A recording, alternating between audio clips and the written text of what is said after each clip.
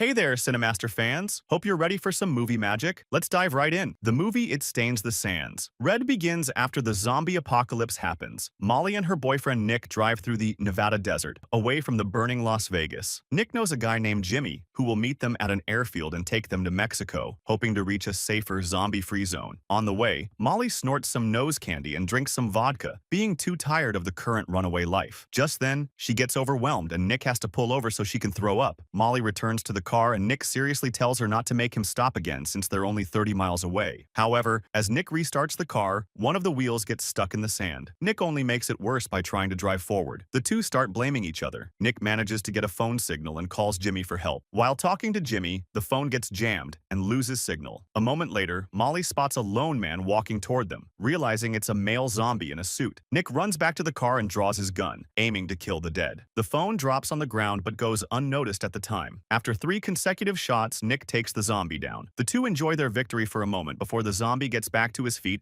and heads toward them again. Nick tries to shoot the zombie in the head, but he misses his chance again. With the gun empty, the two have to barricade themselves in the car, hoping the zombie will eventually lose interest. They patiently wait until dawn. The zombie keeps roaring outside at the window the whole time. While Molly blames Nick for dropping the phone, they realize the zombie has mysteriously disappeared. They turn the headlights on to look for the walking dead, but it's still too dark. Molly grabs the flashlight and reluctantly looks around, thinking the stubborn sicko might finally give up on them. The two decide to get out together to look for the phone. As Molly finally picks up the phone, Nick is suddenly attacked by the walking dead coming from behind him. His body is then torn apart and eaten. Panicked, Molly decides to pack everything left in the car and hike out on her own at night before the zombie targets her as his next prey. In the darkness of the desert, Molly runs as fast as she can with the flashlight. The next morning, Molly tries to call Jimmy to let him know she'll be at the airport a bit later than expected. Jimmy gets pissed and hangs up, making no promise to wait for her. After checking the distance on her phone's map, Molly decides to walk to the destination on foot, which is more than 30 miles to the north. While walking, she realizes it's her time of the month. Luckily, she finds the very last tampon in her bag. She keeps going with her original plan, carrying a few bottles of water, a bottle of vodka, a lighter, some flake powder, and a pack of cigarettes. A moment later, Molly sees 2 aircraft flying overhead, probably Jimmy and his team. Despairing, Molly does some candy before walking toward the map, becoming uncertain about where to go next. At night, she sits by a fire and starts thinking about her only son, Chase. When she's almost falling asleep, the zombie appears again and attacks her. Luckily, Molly manages to get away and climbs up onto a nearby rock. She has to stay there for the night. The next morning, the sicko wakes Molly up. It seems like he's never letting go of her. Molly tries to get the zombie to fetch a wooden stick, treating him like a dog. She quickly flees from the bloodthirsty zombie while he's busy with the bloody meal. In the burning desert, Molly decides to keep heading for the airfield, followed by the clumsy, slow zombie who keeps pursuing but, for some unknown reason, doesn't harm Molly. Gradually, Molly finds that the sicko's company isn't so bad. At least, on this endless journey, she has some motivation to keep moving, one step after another, as she mutters to herself. After walking half a day under the heat and drinking most of her water, Molly becomes exhausted and dehydrated. She comes across an abandoned house and decides to stay the night, temporarily ditching the zombie. Molly finds an empty bed and enjoys her very last cigarette, slowly falling asleep in peace. After a while, Molly is awakened by some noise. It's the same zombie who never gave up on her. Molly hides in the bathtub and eventually gets away from the sicko. However, her relief doesn't last long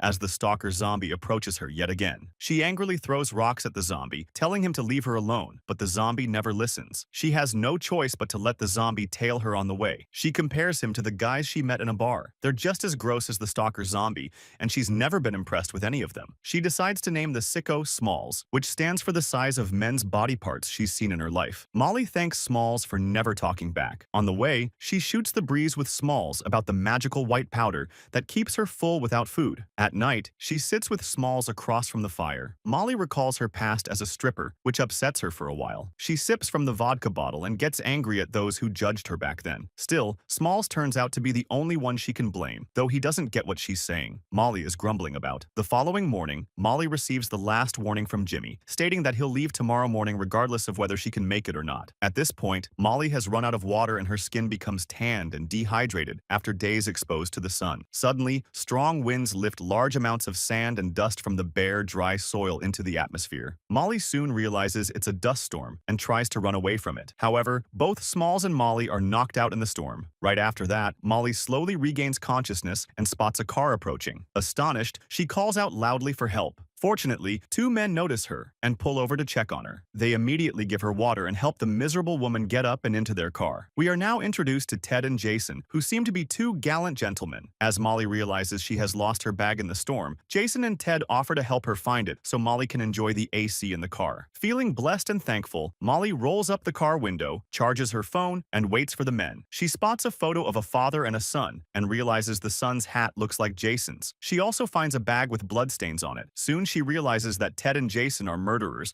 and the car must belong to their victims. The two men now get back into the car and ask Molly for more information about the airfield. Molly reluctantly describes it and asks to leave politely to keep herself safe. Jason suddenly attacks her from behind with a plastic bag. Ted also helps his friend, threatening Molly to reveal more about the airfield. As Molly gives them all the information she has, the men still don't leave her alone. It is at this point that Smalls rises up from the sand and heads to the car. As he hears Molly cry out for help, Smalls bites Ted in the neck and eats his body while Jason flees in his car. Molly falls into hallucinations and despair at the same time. She knows Smalls just happened to rescue her, but she feels disgusted and indifferent for no reason. A moment later, she collects some of the drop stuff from Jason's car. She has an inflatable boat and some bottles of water. Molly pulls the boat along and moves forward. After several steps, she stumbles through the harsh desert in despair after all the nightmares she's been through. But when Smalls approaches, she decides to stop being miserable and believes that with Smalls' help, she'll make it to the airfield. It's good that Smalls can't talk, so Molly can get over bad things easier. As the two pass a junkyard, Molly makes Smalls carry her boat and water by tying a tire around his neck. Smalls will never stay away from Molly anyway. Molly then shares about her sister who can't have a baby. She took Molly's son, little Chase, to be her own, as Molly was too young and reckless at the time to be a mother. Molly admits that she couldn't even take care of herself, so it was a good choice to let her sister be her son's mom. At this point, Molly reluctantly accepts the walker as a companion instead of as a creature. Molly decides to train Smalls as her pet, making him obey her orders or else she'll leave him. Smalls is smart enough to learn that he'd better not mess with Molly. The two of them finally reach the highway, which is several miles more to Jimmy. On the way, Molly spots some military tanks rushing toward them. She quickly hides Smalls, knowing that the troops will open fire at any walking corpse they see. Molly is then confronted by the soldiers, who suspect she's infected. Molly explains that she's clean and she's on her way to see her husband at the nearby airbase. Just then, Smalls appears,